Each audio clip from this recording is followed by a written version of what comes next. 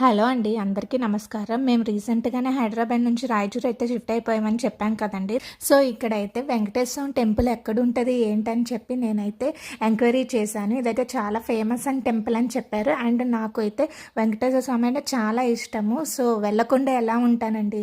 So, అందుకని వెళ్ళాను.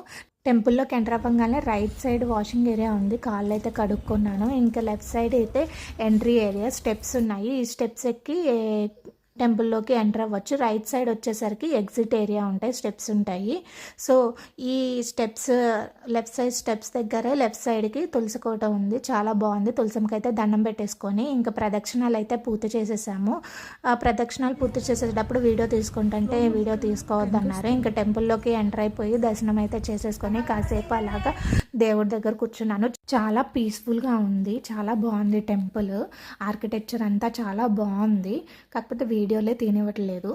And బయటకు వచ్చేసేటప్పుడు ఒక ఆవిడ 7 శనివారాలు వ్రతం చేసుకుందంట. సో తాంబూలం అయితే ఇచ్చింది. నాకైతే చాలా పాజిటివ్గా అనిపించింది, చాలా బ్లెస్డ్గా అనిపించింది.